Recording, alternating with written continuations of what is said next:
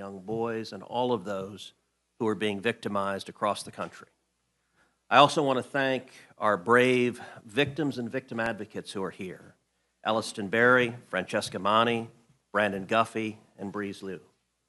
Thank you for being here. Each of you have endured the unspeakable, and your courage standing up and speaking for others is really remarkable. I also want to thank Stefan Turkheimer with RAIN for your advocacy and support on this issue as well. Thank you for your leadership.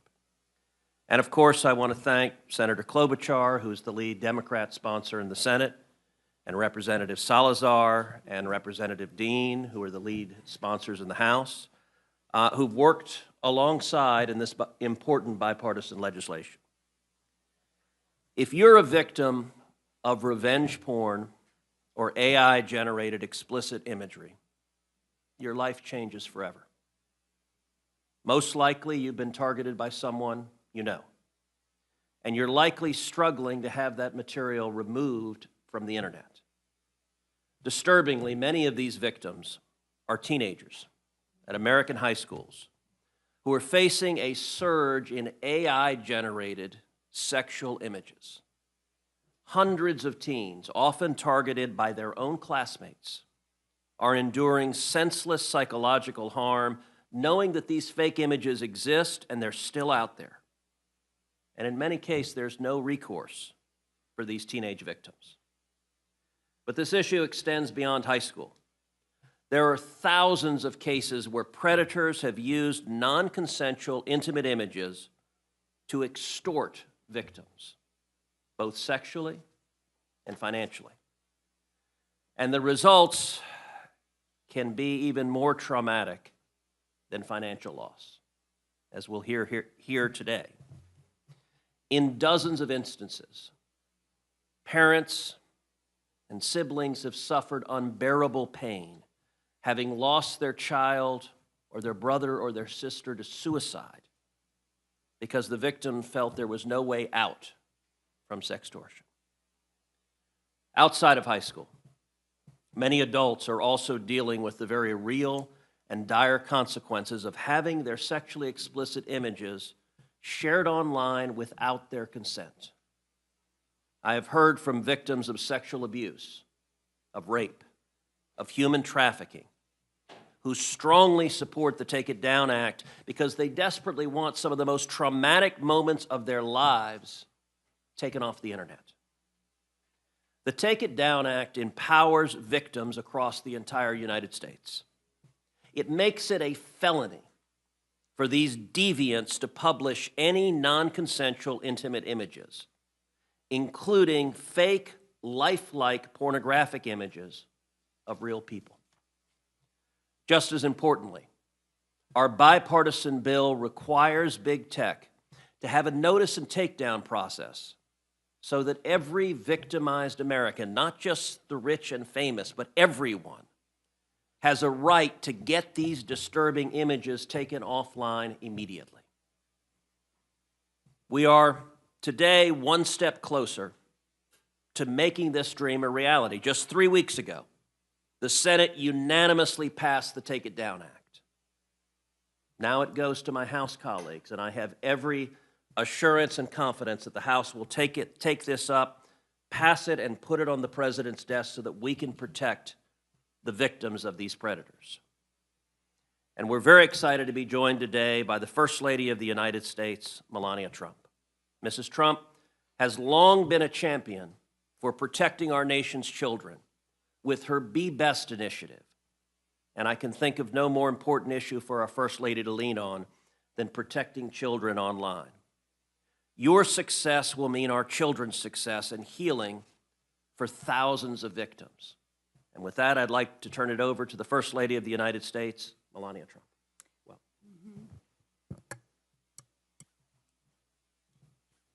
Thank you so much, Senator Cruz. I think that should be on. Is this on?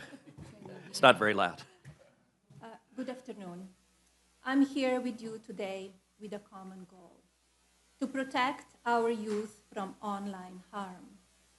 The widespread presence of abusive behavior in the digital domain affects the daily lives of our children, families, and communities. Addressing this issue is essential for fostering a safe and supportive environment for our young people. I hope today's roundtable builds awareness of the harm caused by non-consensual intimate imagery and eventually the approval of the Take It Down Act bill in Congress. In today's AI-driven world, the threat of privacy breaches is alarmingly high. As organizations harness the power of our data, the risk of unauthorized access and misuses of personal information escalates. We must prioritize robust security measures and uphold strict ethical standards to protect individual privacy. As First Lady, my commitment to the Be Best initiative underscores the importance of online safety. In an era where digital interactions are integral to daily life, it is imperative that we safeguard children from mean-spirited and hurtful online behavior. Ensuring their protection is not just a responsibility, but a vital step in nurturing tomorrow's leaders. Here with us today is Alison Berry, a 15-year-old brave young woman. Alison Spears used AI to create non-consensual intimate images of her and then spread the images across social media. They superimposed her face into pornographic content without her consent, solely to humiliate her. And authored, Alison's family contacted the social media companies for help. Their efforts fell upon deaf ears. Ultimately, the fake images circulated worldwide. It's heartbreaking to witness young teens, especially girls, grappling with the overwhelming challenges posed by malicious online content, like deepfakes. This toxic environment can be severely damaging. We must prioritize their well-being by equipping them with support and tools necessary to navigate this hostile digital landscape. Every young person deserves a safe online space to express themselves freely without the looming threat of exploitation or harm. To the brave survivors of NCII, your strength inspires the courage in others. To the advocates, your voices power our youth and hopefully bring change. And to the families, your unwavering love is a pillar of resilience. Thank you again to Senator Cruz, Speaker Johnson, House Majority Leader Scalise, Representative Salazar, Chairman Guthrie, Chairwoman McCain, Chairman Hare, and Representative Kahan for being here today and for your dedication to this important cause. I was heartened to learn that Senator Cruz and Senator Klobuchar united to prioritize this fundamental matter. I must admit, however, I expected to see more Democrats, leaders with us here today, to address this serious issue. Surely, as adults, we can prioritize Americans' children ahead of partisan politics. I urge Congress to prioritize the passage of the Take It Down Act bill. This legislation is essential for addressing the growing concerns related to online safety, protecting individual rights, and promoting a healthier digital environment. By advocating this bill, Congress can take an important step towards ensuring accountability and fostering responsibly online behavior. The Take It Down Act bill represents a powerful step toward justice, healing, and unity. Thank you. And thank you very much. I want to thank the First Lady for being here, and your presence and your leadership on this issue is incredibly important, and I'm confident it's going to play a critical role in accelerating the passage of this bill and getting it passed into law so that we can protect all our kids and young women and young men across the country. I now want to turn to the leader in the House, Representative Salazar, for her remarks. There. Thank you to all of you, and thank you to the First Lady of the United States, to Senator Cruz, for having taken up this cause. The force, as Senator said, the force of your presence, Madam, is not only going to save children's lives, but will also make this legislation the law of the land. I have no doubt that the House of Representatives will make this law a priority, as I have spoken to the Speaker of the House, Mike Johnson. So thank you for making our jobs as legislators a lot more effective. As the Senator said, the name of the legislation that we're presenting is called the Take It Down Act. Its mission is very simple. It's profound and long-lasting. It stops cyber abuse. It prevents bullying one child against another. Even more important, is going to prevent suicide out of shame.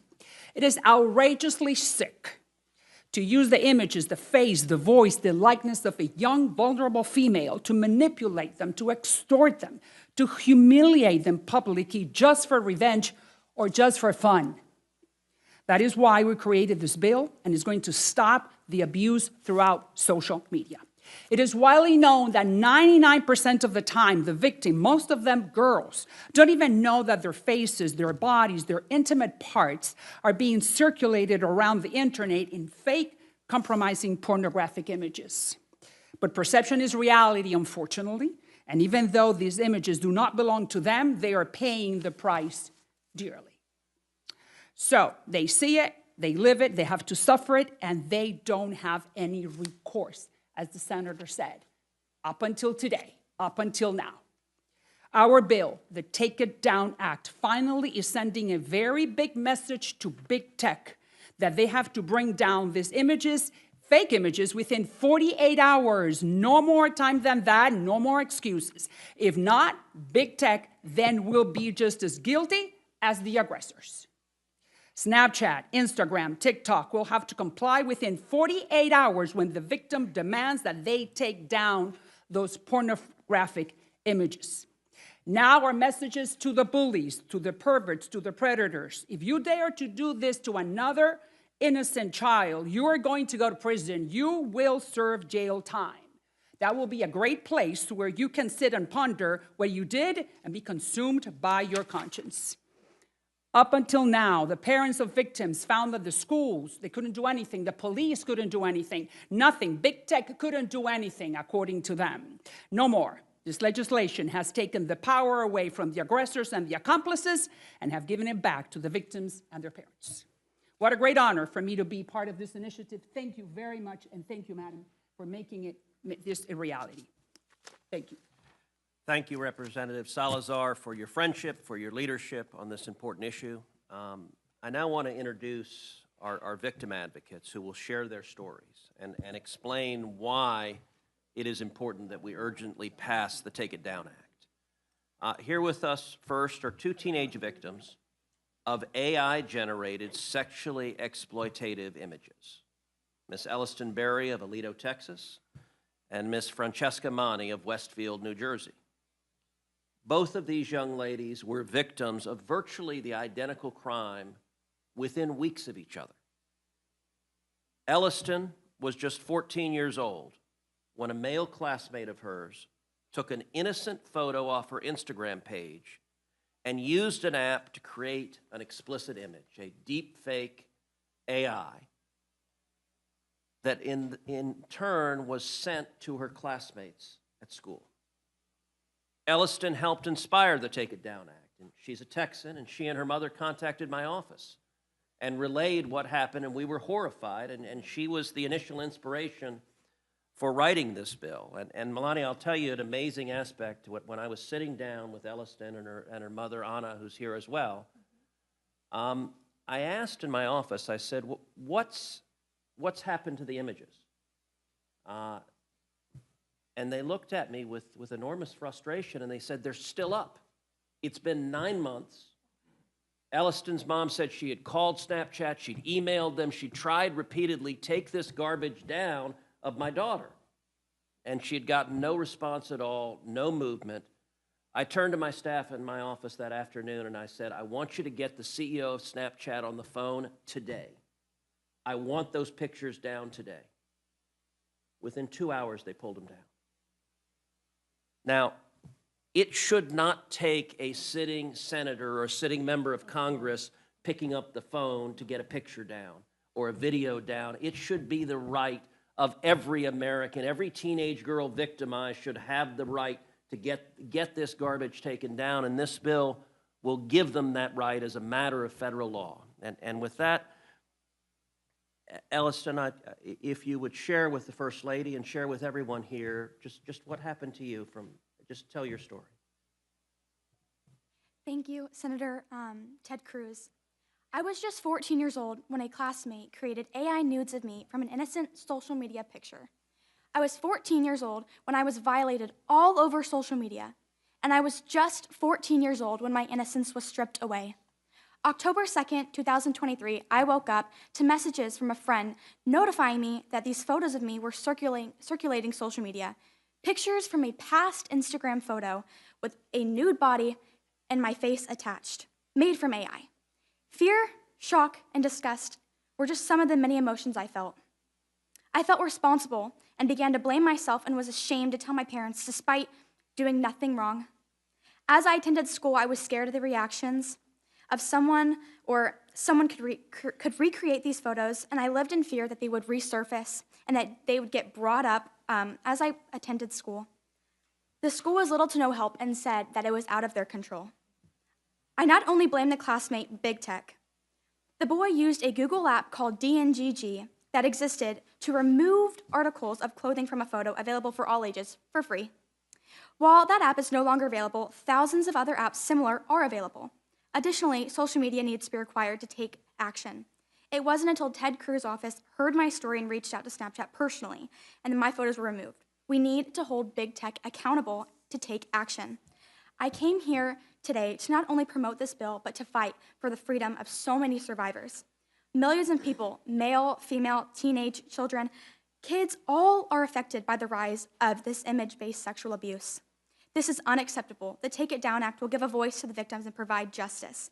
I want to say thank you to Senator Ted Cruz and his team. Thank you to all the advocates pushing this bill and this legislation. It is vital for the growing of technology. The situation is bigger than politics. This bipartisan bill is to protect America's children.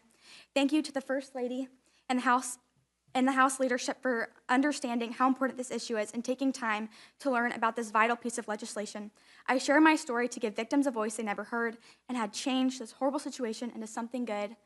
Thank you to everyone who is supporting this. It is so inspiring to know that my voice is being heard, giving hope to not only me, but to all the many people that have been affected by this.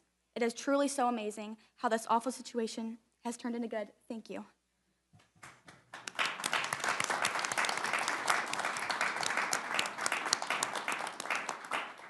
So I'll tell you, Elliston and I and her mother several months ago had the opportunity to do a number of TV interviews, and we went on Good Morning America, and at the end of it, I think Good Morning America was ready to offer Elliston an anchor spot.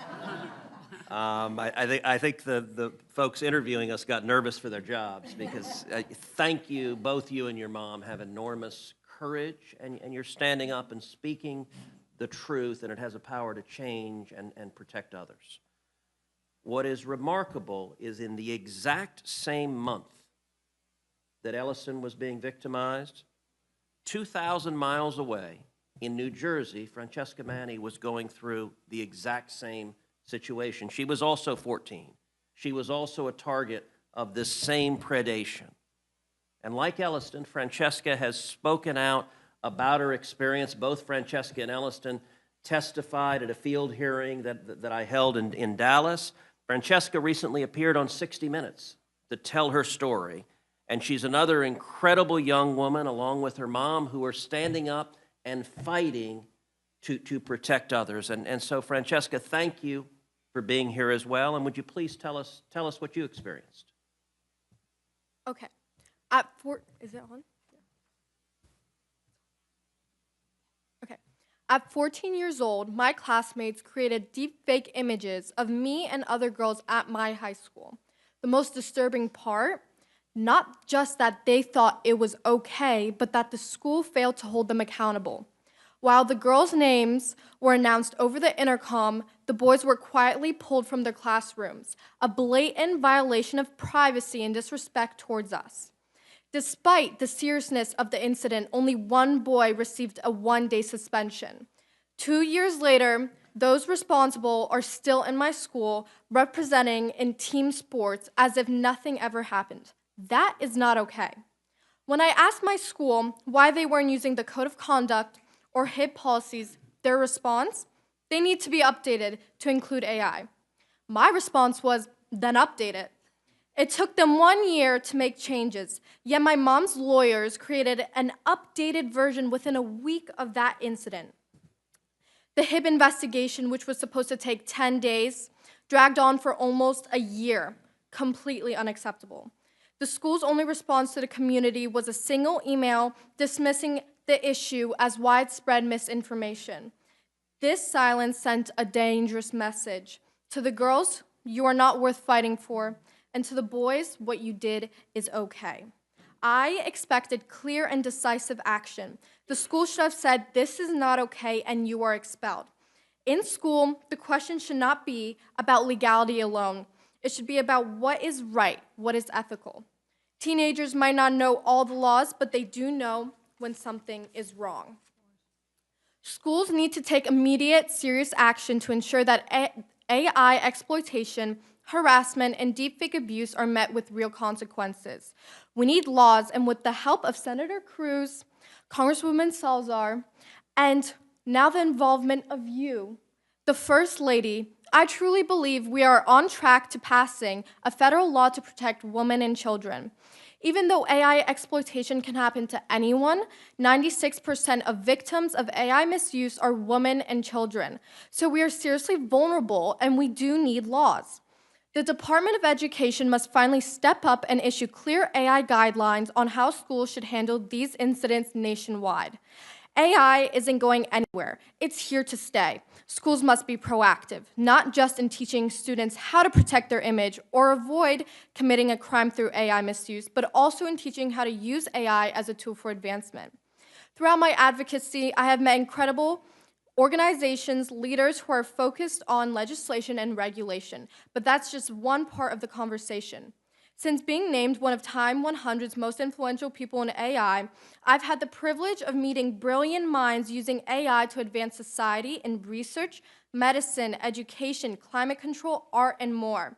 Yes, AI needs regulation, but we also need to acknowledge its potential and prepare the next generation through AI literacy programs in schools ASAP. I love JFK's speech, where he challenges us to ask what we can do for our country. Lately, feels like everyone is asking what the country can do for us. With AI, we should all be asking, what can I do by myself to advance and empower my future using AI? Now, let's be clear, every aspect matters, but it must start with legislation. A strong federal law is crucial, one that shifts powers back to the victims, ensuring they can remove harmful images within 48 hours. That's not just policy, that's real, tangible protection. That's take it down. We need this to pass. Thank you.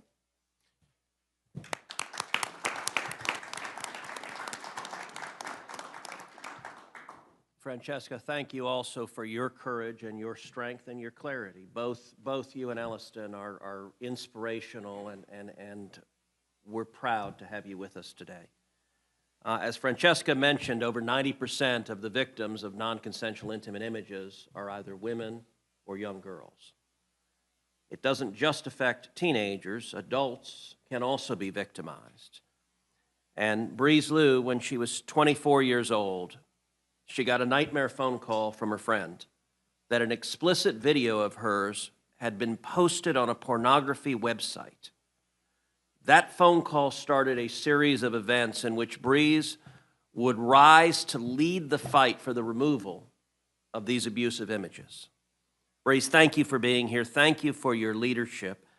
Tell us about what you experienced and what you've done to try to stop it. Thank you. It is both humbling and empowering for me to be here today. On behalf of millions of survivors, I'd like to thank you for giving us a voice and shining a spotlight on this critical issue. We stand at a defining moment in human history. Artificial intelligence has given us unprecedented power and brought profound transformation. But with extraordinary technology advancement, we also face immense challenges. In April 2020, my life changed forever. A friend called to tell me that a video of me was circulating on Pornhub. At first, I thought it was a mistake. I have never even visited Pornhub, but when I clicked the link, I saw my face on a pornographic video. The devastation I felt is indescribable. I was humiliated, dehumanized, and overwhelmed with shame. But when I sought help, the system failed me. I was victim blamed and slut shamed while the perpetrator faced zero consequences. As more videos spread to hundreds of malicious websites, I nearly lost everything. My dignity, my reputation, and I almost lost my life. For every victim, there is a moment when the ground disappears beneath you, when the shame, the violation, the loss of control, it all consumes you. And then when you reach for help, you find there is none. No accountability, no recourse, just a system that shrugs and says, it's too complicated, it's impossible to fix, the internet is too big. But America is a nation that does not accept impossible. In 1969, an American set his foot on the moon and said, that is one small step for man, one giant leap for mankind. This nation did something that was once believed to be impossible. With computing power equivalent to a basic calculator, we accomplished one of the greatest feats in human history. When it comes to ending online violence, America must lead.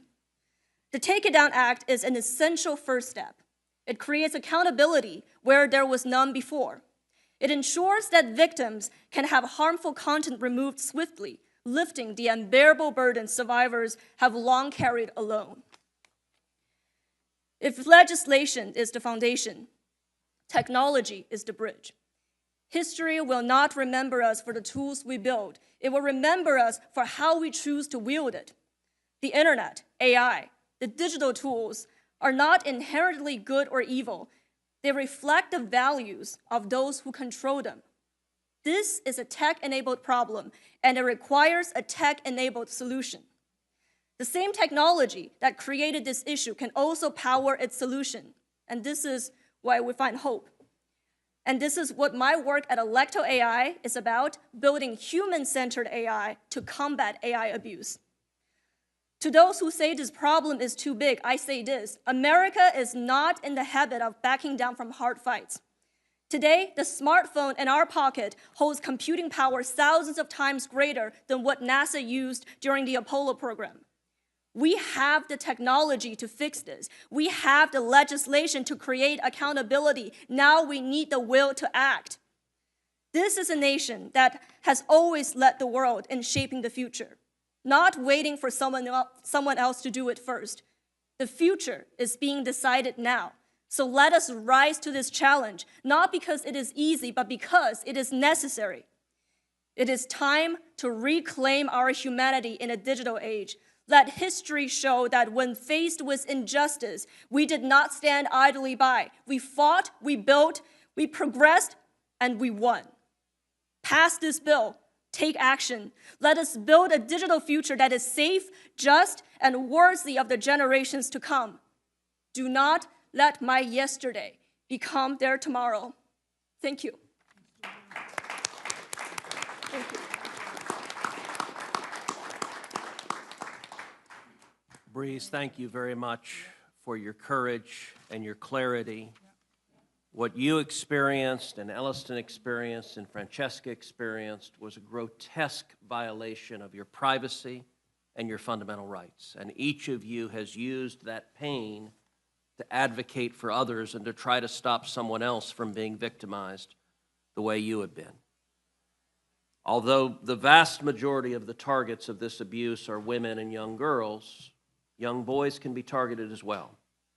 And the FBI has warned that there's a growing threat of sextortion deliberately targeting minors online, where evil people use either real or fake explicit images to extort their victims both sexually and financially. And in some instances, the results can be even more devastating and catastrophic. And that was the tragic situation that South Carolina State Representative Brandon Guffey and his family experienced in 2022. Representative Guffey, would you please share what happened with your son? Thank you, Senator Cruz. July 27th, 2022, I lost my oldest son, Gavin Guffey, to suicide. We quickly found out that he was being extorted online, that someone pretending to be a young female at another college requested images to be shared back and forth, and as soon as he shared those images, he took his life. It was an hour and 40 minutes from the time that he was contacted until the time that he took his life. At that time, I had never heard of the crime of sextortion. I was always a more liberty-minded politician, even though I hate to say that word. And, you know, I wanted freedom as much as possible. But as I started looking into this, I started to see that big tech operates, and they are the equivalent of big tobacco of today's generation. The account that targeted my son, that caused him to take his life, was taken down online once Homeland Security reached out. However, they left the additional accounts up. If I send a friend request, I can choose remove this account and any other accounts associated. Yet they left these other accounts up, and those other accounts began to extort my 14-year-old cousin, my 16-year-old son who had just lost his brother, and myself as well, going as far as sending a message saying, "Did I tell you that your son begged for his life?" From that day forward, I have made it my life's mission, politics or not, to fight to protect children online. Since December of 2022, whenever I took office, within 4 months, we were able to pass Gavin's Law in South Carolina, which criminalized digital sextortion. And the first person that we were able to convict under Gavin's Law was actually under an AI photograph. I have helped thousands of children since then. Matter of fact, I've dealt with 3 within the past 48 hours of families that are reaching out, that are being extorted in these situations. I've worked with groups such as Nkosi and NCMEC here on the Hill. I have showed up with parents, and unfortunately, the amount of parents that are losing children are growing daily. Since my son took his life, there's been 40 other teens that are public about this. I can tell you there's more than a dozen that I know of that just do not feel comfortable sharing their stories. But I'm witnessing teens constantly take their life. And as you said, Senator Cruz, trying to get an image down. Now, granted, I'm just a state representative, but I have a little bit more pull than the average citizen, and I'm able to get some of these taken down occasionally. But that's generally not the case. And with something such as Take It Down, it would allow families to be able to have those images taken down and to have the voice that my son did not have. There was no recourse of being able to know, to be able to get these images down. And in his mind, no one had his back, and this wasn't talked about. So since then, it's been my mission to speak up, scream it from the mountaintops on how we have to hold big tech accountable, and Take It Down does that. So for everyone involved, I really thank you for your involvement. and urge for passage within the House.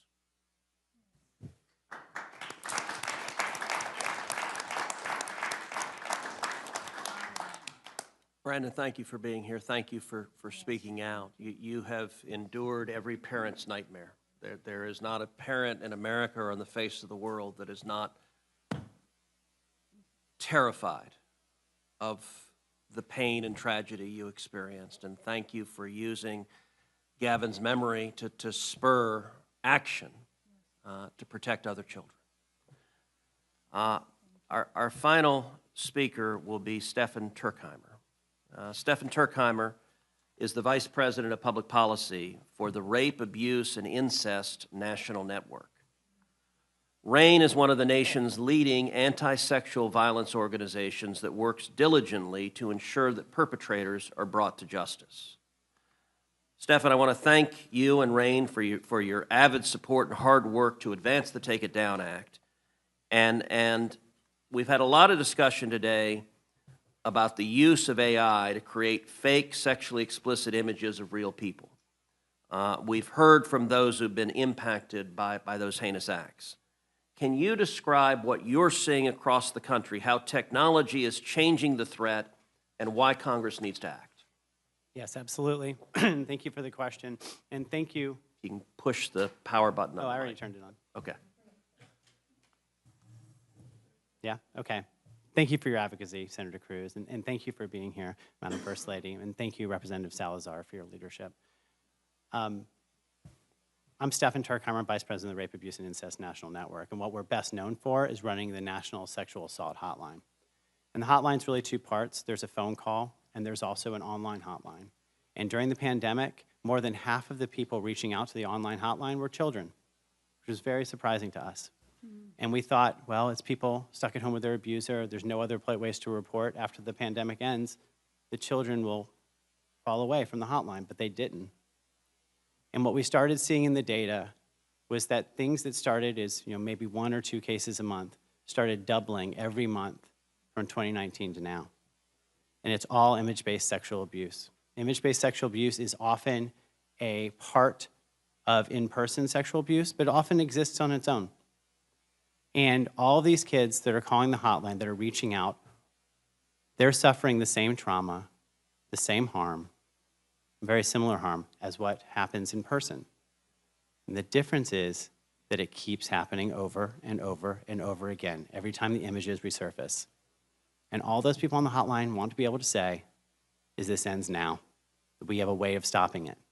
But the reality is we do not. We do not have good options for those kids. We don't have an ability to get these images taken down, which is why I'm so grateful for a bill like this that will say, in 48 hours, this is done.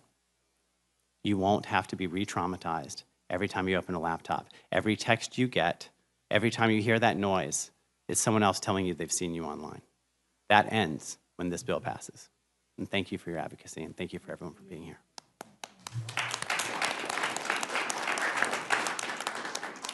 Stefan, thank you. Thank you for your hard work and for RAIN's hard work protecting the victims of sexual violence and exploitation. It's enormously important work.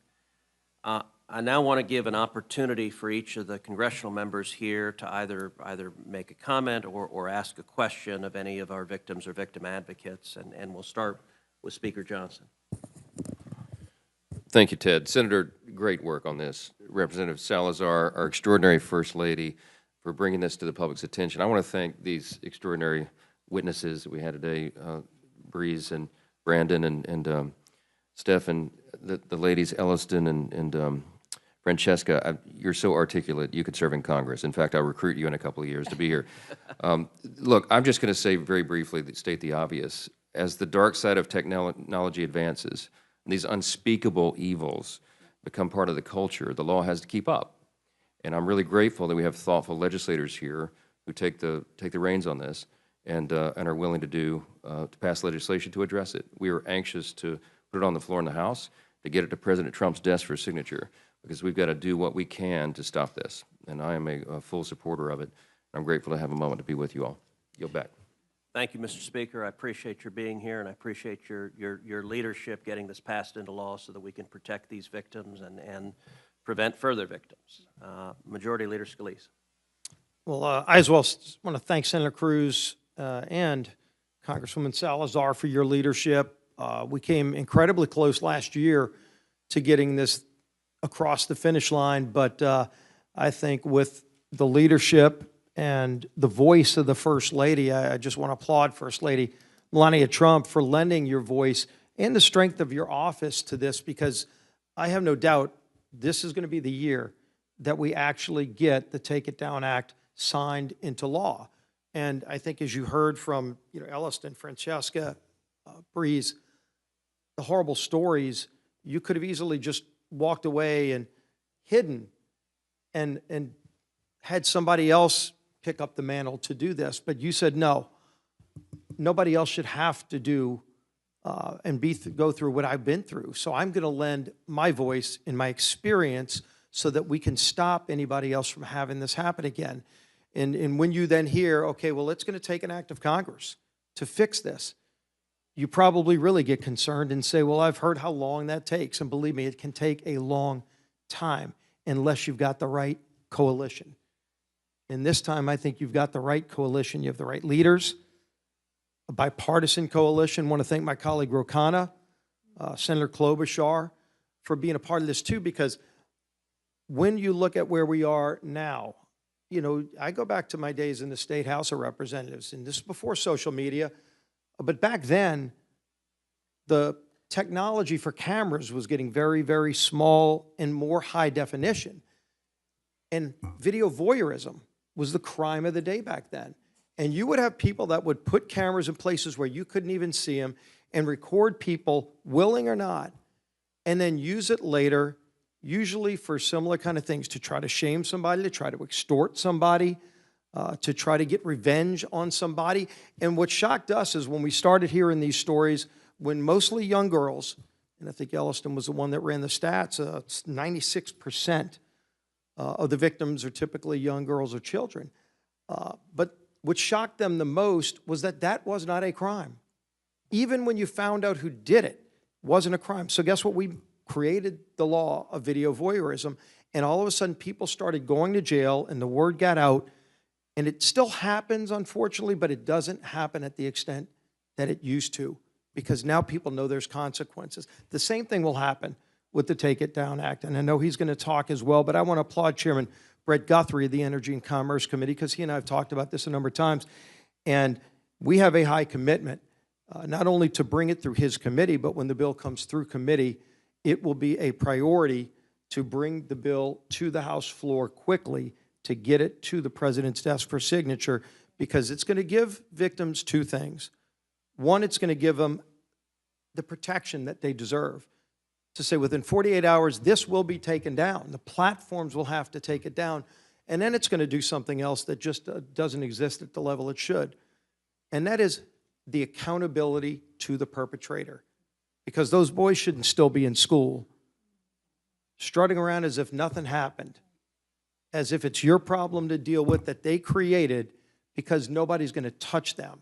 Well, you tag the word felon to the end of that name, all of those athletic ventures go away, a lot of other things go away, and people will think twice. So again, thank you, Senator Cruz. Thank you, Congresswoman Salazar, and thank you, First Lady, for lending your voice. But I really applaud the victims, because we want you to come back. I know somebody in the White House that may be able to get us an invitation to be at that signing ceremony, but just envision the day where all of your work to not just sit quietly, but to speak out on behalf of others, so that there aren't victims in the future and that there are consequences in the future. Your work will pay off. We're going to get this done this year. Well, and thank you, Steve, for your friendship and leadership. And just to underscore something that Steve just said, I feel confident that when this bill is signed into law, that each of the victim advocates, that you'll receive a signing pen that the President used to sign it into law. And by the way, they're about this big. They're massive. Your husband does nothing small. Representative McLean, the head of the House Republican Conference, the number 3 Republican in the House, if you have any comments or questions. Well, I have a lot to say, but unfortunately I got a short time to say it in. So let me start with thank you. Thank you for putting this on the floor. Thank you, Maria. And thank you to the First Lady to drawing attention. It is disgusting that we have to put this common sense legislation on the floor, but here we sit today, right? Representative Khanna, thank you so much for being here, because this is not a partisan issue. Taking the innocence away from the most vulnerable, our children, this isn't a partisan game. This is games with our children's lives. And as parents, where are you parents? I can't even begin to imagine your emotions. I mean, I applaud you for your decorum. And for the victims, you want to talk about courageous? You want to talk about winners? You want to talk about young people with some guts? You're looking at them right here. We can't thank you enough.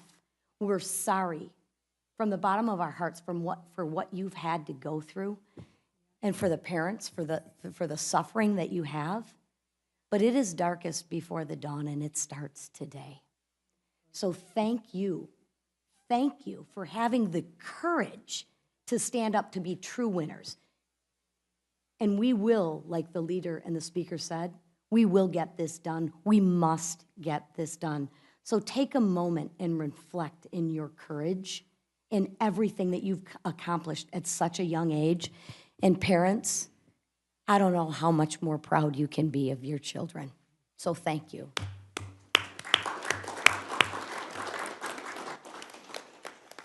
Thank you, Lisa, and thank you for your leadership. Now I want to recognize Congressman Kevin Hern, who is the chairman of the Republican Policy Committee, for any comments or questions. Thanks, Senator, and First Lady, thank you so much for making us, pushing it forward. This is going to be something that, as the speaker said, this is something we need to modernize law for what's happening with technology. And somebody that's old enough to have 3 children, from 36 to 25, and now 3 grandchildren, and just had a 4th one that's a little girl. And the reason I say all that is the evolution just in our lifespan of the technology that's happened and what's happened to our generations. Bringing this to the forefront is so important for us to make a law that will fix this for future generations. It's tragic.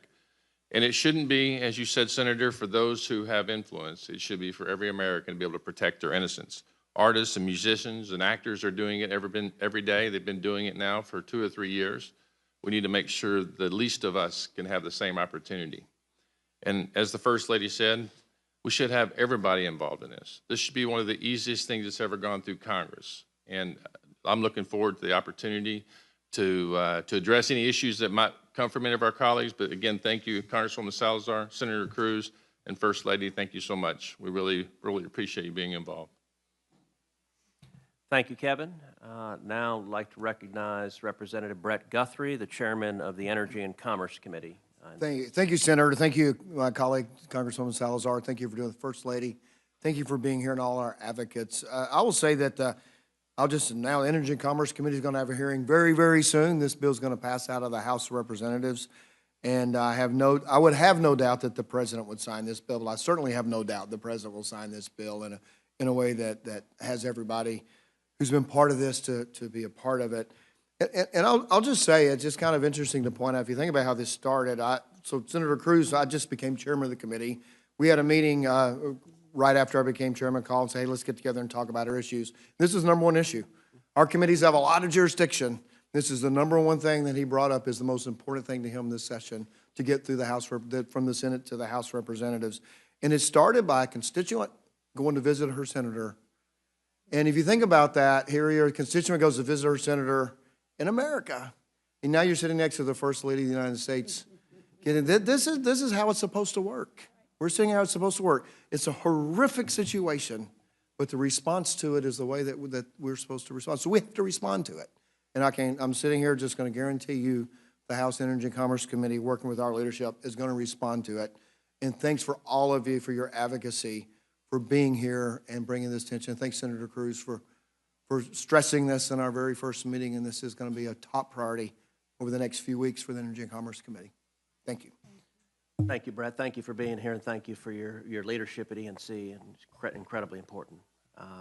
Final speaker, Representative Ro Khanna. Thank you, Ro, for joining us, and you're recognized for any comments or questions. Well, thank you, Senator Cruz. Thank you for your leadership on this for many years. Thank you, Congresswoman Salazar, for your leadership. Speaker Johnson and Leader Scalise, thank you for, on issues like this, working in a bipartisan way. First Lady Trump, I really appreciate your bringing your humanity and looking at this as a parent and as a leader and not through politics. Your presence here obviously is going to make a big difference, and I appreciate your being here and doing so for the country in a bipartisan way.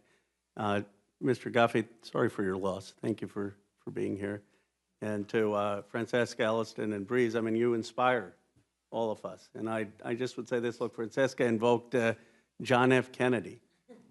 My parents came here in the 1960s from India when Kennedy was talking about going to the moon, and I know Breeze talked about that. We've got to be able to figure out some ways of coming together as a country, as divided as we are. I represent Silicon Valley. I'm very proud of the innovation. I'm very proud of the technology. But America should lead in making sure that technology protects kids and protects people. And I think this bill, as you've crafted it, Senator Cruz, balances the free speech concerns with the protections, and I'm looking forward to supporting it. Well, Ro, thank you for being here, and let me say thank you for the bipartisan support we have in this bill. In the Senate, Senator Klobuchar is the lead Democrat author, and we've passed it unanimously through the Senate, and in the House, Madeline Dean and Ro Khanna and other Democrats are supporting it, and I'm confident. There are issues that divide us on partisan bases, but this should not be one of them. This should be one that we all come together and say, look, we need to protect our kids. We need to keep them safe. I will say to the victim advocates, you guys are extraordinary, you are courageous, you are inspirational, and you're making a real difference, so thank you. I will say to the House members, you're seeing something that I'm sure you thought was impossible, which is the Senate doing anything briefly and expeditiously, but this was scheduled to last 1 hour, and we are at 59 minutes, precisely on time. And Madam First Lady, we are grateful for your leadership. Your presence and your advocacy brings people together, inspires them, and is producing real action to fight for these young women and young boys and Americans across the country, and we're grateful. Thank you, everyone. Thanks to all of you.